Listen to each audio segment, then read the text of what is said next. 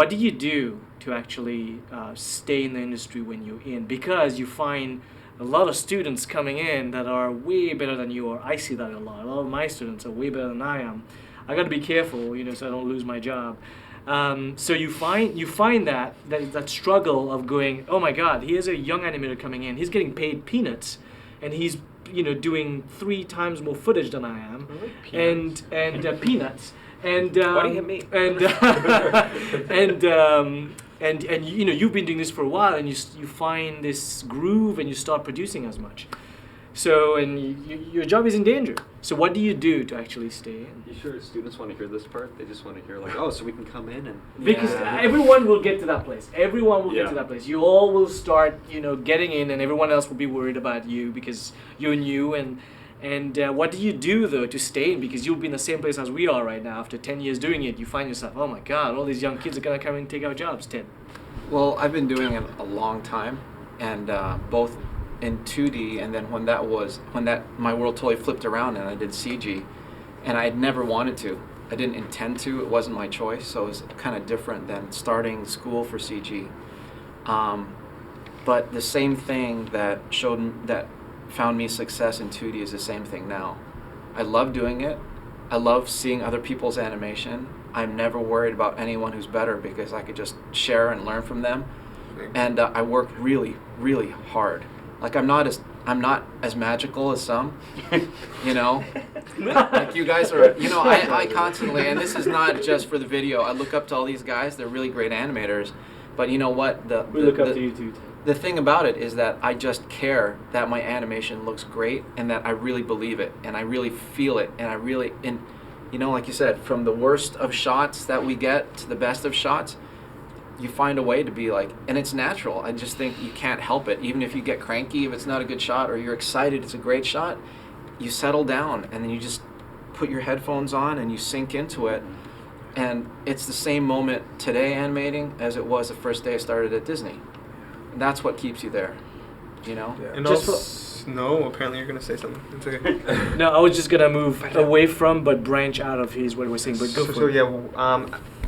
Actually, going back to what JP said, I think it's a lot of, it comes halfway between passion and personality, and I think a huge part of it is also how you get along with the team. Because there are some people who, after they, their contract is for a project, and then in their contract they say, that they're let go. Now there are some people that when they're let go, they actually begin to say, "What the hell?" and "What's this?" and they start trash talking and the attitude they give it, like they're entitled to be there. Chances are, if that becomes public, that they knew that they weren't very happy and all this kind of stuff, then they probably won't be asked back. But there's other people that in other studios as well, right? And then others. The thing is, this industry is so small and inbred that if you work with this person, you'll be working with him somewhere else in England, in France, in Australia, everywhere. Anywhere you go, you'll know the people beside you at this moment. So saying this, how about this is the reality of things, politics in a studio. I mean, it's there, it's everywhere. Do you feel you have to play politics? Do you think you have to be part of it? No, and I think when you do, I think that actually hurts you. Yeah, people notice, and then they're like, yeah. I think you need to be a team player. Yeah. But I don't think you need to play politics. Yeah. That's a big difference. I think you need to work inside of a group with Focus people and not against people. Yeah. But you don't have to play politics. Yeah, let's be honest, we're all artists. We can't play politics. no, I don't. We do stuff with crayons. I don't have the mental energy You to have play crayons? politics. And the thing is, I mean, the problem with politics to me is like the energy of the workspace and your energy comes from the outside, where animation needs to come from you. Then you actually put it into a team, but it still needs to come from you.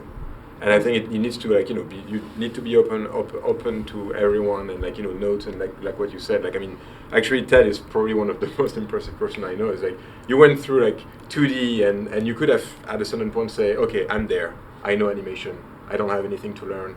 And every person that I actually meet, I can teach them something, but they don't teach them they don't teach me anything.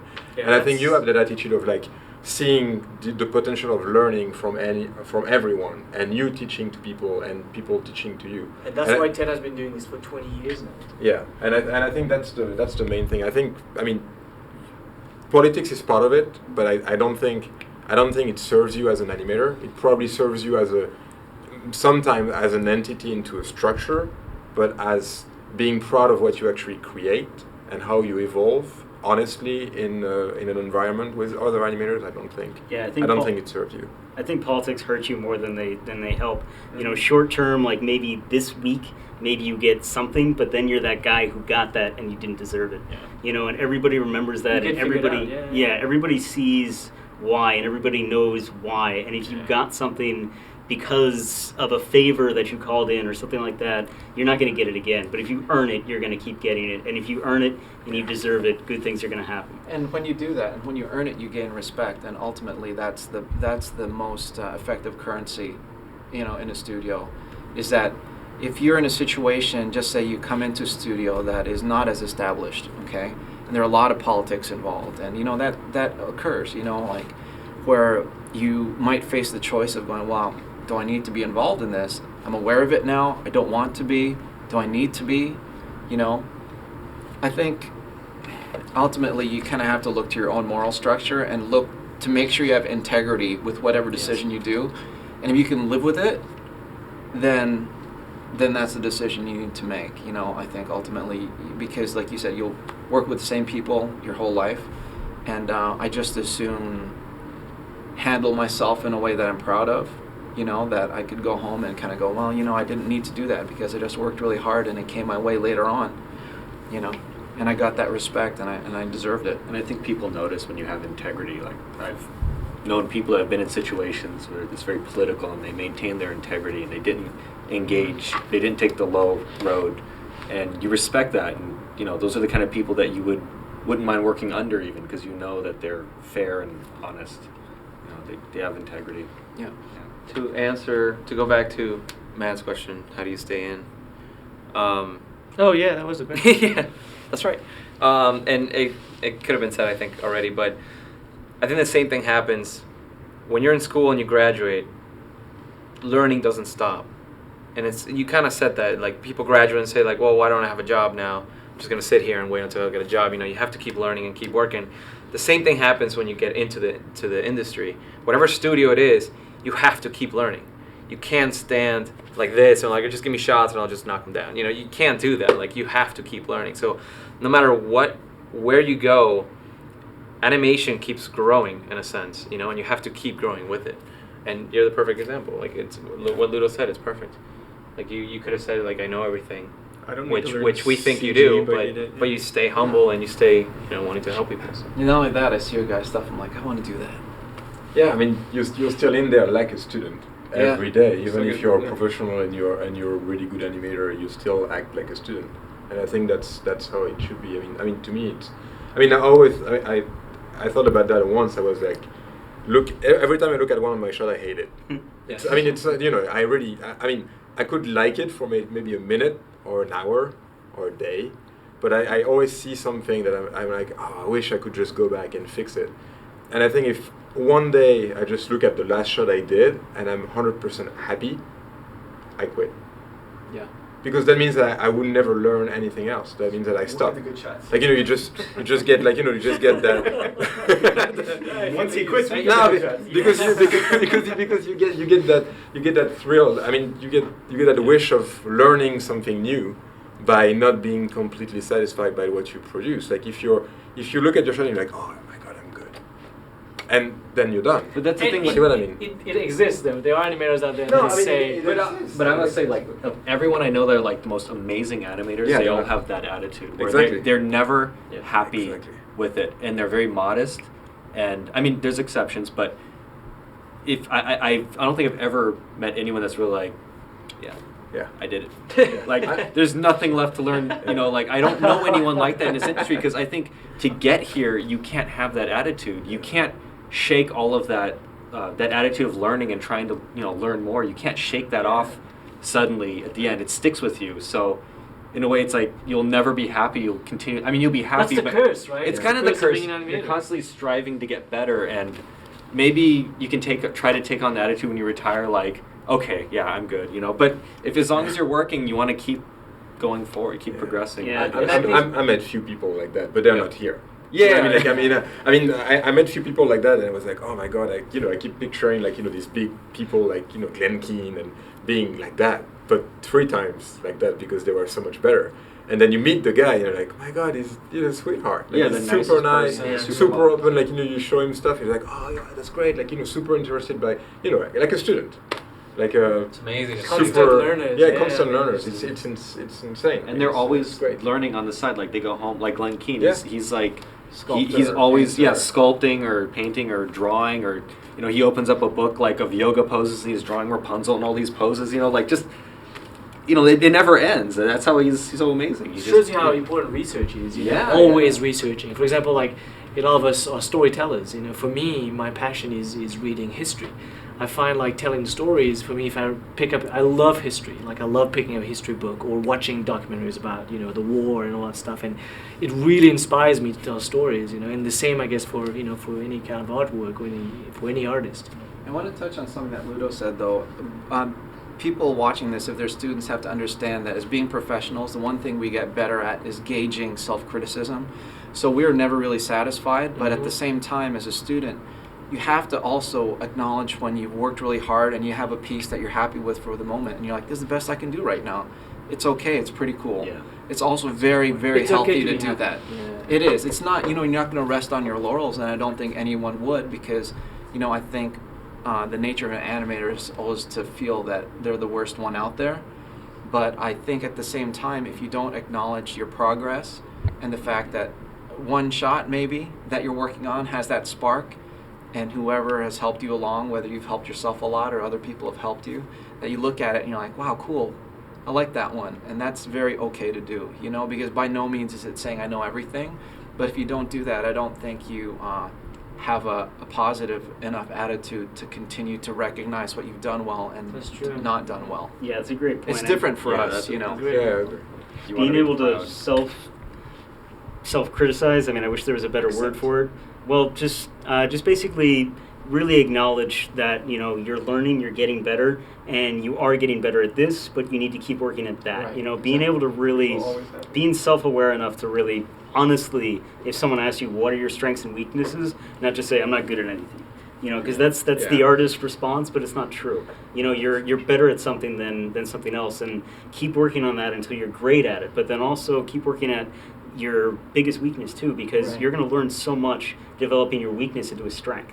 And if you stay doing what you're great at, you're not going to learn. Do you can I loop around just real quick? But No. what you said, it's funny because like when you guys started answering, what would you have liked to know if when you were a student, I'd like that to you change know my answer now. to that. No, and everybody answers something different, and it's because you are self-aware, and everybody's at a different stage. So like maybe you didn't use as much reference as Joe, but for you, reference is what was missing to really help you grow. And then where Joe, he used reference, but maybe he needed drawings more. Well, it was Ludo, you said drawings. So like, it's the same. It's the same thing. Like, it's funny because like everybody is in a different place, Yeah. and it doesn't matter where you are, but there's always going to be something that you can work on, and like that's why I feel like everybody says something different because like, you learn it as you go, I guess. I don't know. Anticipating this. I think there's like a taboo in the art world to be proud of your work. Oh, Because definitely. it seems like whenever someone goes, yeah, I'm pretty happy with that. It's like, oh, geez, you're full of your own. Like, and I feel that. I've always felt that from school to now. That's like, it's true, almost though. like it's a There is- taboo that's not yeah. spoken of. But if someone's a little too proud of their work, it's kind of like, But that's the the self line. being You're artist. too proud. I Yeah, think I you can get- be happy, but people feel it if you're walking with your chest. yeah, Like but I think that, your that nose makes up. a great point. Like, it is okay to be happy with what you made, knowing that you will do better on the next one. You did what you can here, and you can be proud of that. I think it's jealousy. Hmm? If I see someone saying like, yeah, I'm proud of my work and the guy is good, I'm probably gonna criticize him because I'm like, why not me? Why can't I feel proud? Actually, I've thought about that. And, I'm like, what is it that crosses the line and becomes pretentious and arrogant? Yeah. And what is it that stays humble, but that person's just happy with their work? And I think, strangely enough, a lot of it from the artist's perspective, who's doing that is born out of security / insecurity. And, again, in our age of blogs and social media, the thing that probably aggravates me most is that a lot of people just throw drawings up there. Just like, I did this 5 minutes ago at lunch on a napkin, look, it's cool. I'm like, well, not really, because sometimes it's really great, but often the napkin drawings I see are great are from like someone who's been doing it forever and all they care about, like Rodolph can draw something on a stamp, and it would be great, but you know what, he would never do that to say, hey, look, he's ingrained in the work and he's feeling that progress. I think now students should refrain a little bit from just throwing things out there until they've done the study and they've immersed themselves in craft. It's not just for display. It's for your own volition. You know, if there was no internet, I would hope that you would keep drawing for yourself and not just to show other people. But also you can look at it as they're trying to build their own, not to be too insecure, right? They put it out there to see what people think. I don't know. To grow as well. I disagree. I just think that, at one point, putting up a body of work is fantastic, but I think people cross that line so quickly, and it's not all bad, because sometimes they're just very eager. You're excited and you want to show it, and that's really pretty cool, because it's not sometimes the other way where people hold back too long. They tend to really hoard their work and not want to show it, but there's a happy medium, I think, like with everything. Yeah, it's like when you show a shot for blocking, you can keep working on it until every finger's perfect or something, but you do need to get feedback. Right. You do need to have it exist out in the world. But there's a in-between, Definitely. This is off topic, but what you just said, if everybody can, if you can repeat that, because trying to get feedback as soon as you can. A lot of students don't do that, and I remember my school. I remember a lot, like you go to open lab and you have everybody working on their thesis or working on like the shot or whatever, and I remember going into a room and just everybody like this and never wanting to show their stuff. Or there was a free rig one point that it went out and that guy never wanted to share it with anybody because he thought he could have the upper hand because he has that rig and nobody else had. And it was just like, what? Like, it's just like, I don't understand that concept. And it's, don't do that. It's like, just be very open and just, you can get feedback. You don't have to do it. If you don't like it, don't do it. But at least get it and try to learn from it. Just be open about it, I guess, is what I'm trying to say. I don't know. It's like if you really strongly believe in your idea, it should stand up to criticism. If you have an acting choice that you really feel works, you should be able to have a 3-minute conversation about it, and you, if nothing else, will find out if you're right or not. And you can take one person's opinion and you can run with that, maybe show it to somebody else, get a consensus. But it's like, if you are always going to be in a position where you're going to have to discuss your artwork with somebody else. Like, we're all commercial artists. It's what we do. We, like David said, we work for somebody else's vision. So part of being a professional is getting somebody else's vision across, finding out what's in their head, So responding to feedback is learning how to become a good professional. Sure. Cool. Awesome, guys. I think with this is Black on Mike's face. Joe, thanks. Iris out. So, guys, thank you very much. This was awesome. I think we all were pretty honest and share anything we can about the industry and the reality of it and how it is to be out there and fighting in this animation war. So we'll get to do that. As much as we fight, we have fun. Exactly. As much as we have fun, We end we it on have a fun. good note. Let's end it on a good note. Well, can I just say one thing? And God, I hope we don't end on this. But just being like, satisfaction. It's like I feel like I never finish a shot. I feel like it always gets taken away from me. And I feel like, I've been aware of this for years now, but I feel like the pattern continues. It's like when the movie comes out, I hate all my work. I hate all my shots. I hate everything about it. A year goes by and like I look at it and, I'm still not satisfied, but, I remember, like you remember the positives more than the negative. Then 2, maybe 3 years go by and you look at it and you're like, oh, that's cute. It's like, look at that. I did that. It's like, and you sort of get peace with it. And part of it is because, like, I look at it now and I'm like, ooh. But, so this way, like, I know that. You do what? I can't make that sound again. least, yeah, not with the film. Like, good night, everybody. It's getting worse. But you know, it's like you gain my point is you gain satisfaction from the craft. Quit your laughing.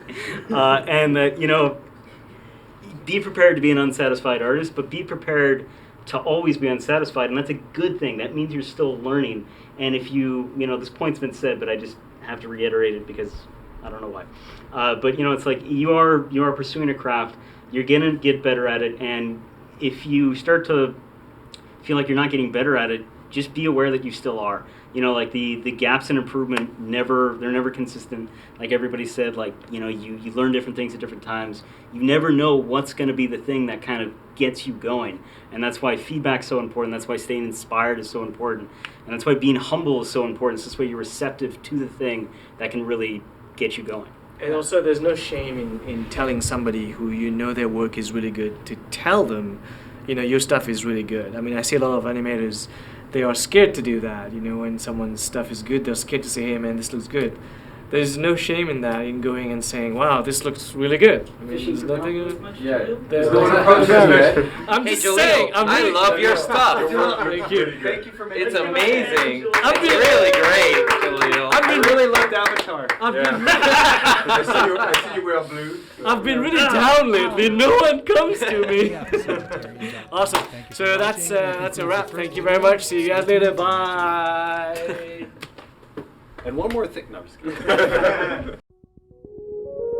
On behalf of CGTarian.com, thank you for watching. That concludes this session. We hope to see you for the next one.